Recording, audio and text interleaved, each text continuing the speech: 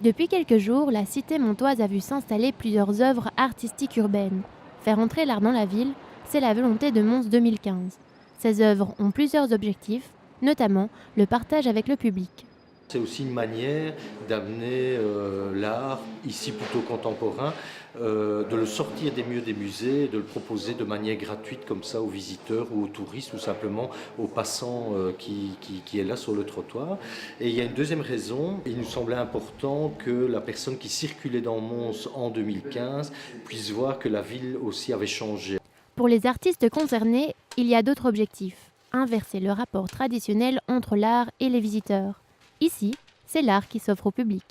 Le but de ce projet, c'est pas pour rien qu'on va dans l'espace public, c'est vraiment pour être en partage. Donc la dispute, la question, la contrainte, elle fait partie du jeu.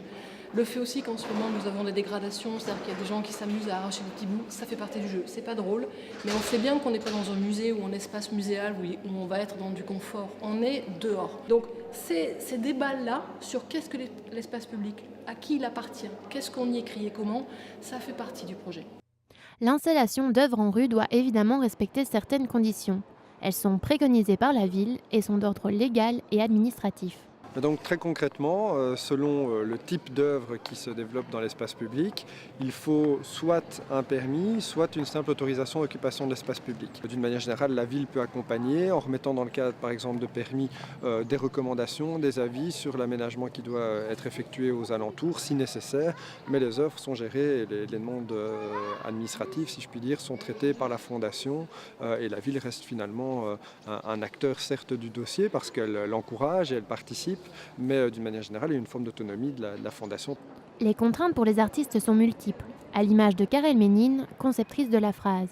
Elle a dû entreprendre plusieurs démarches pour mener à bien son projet.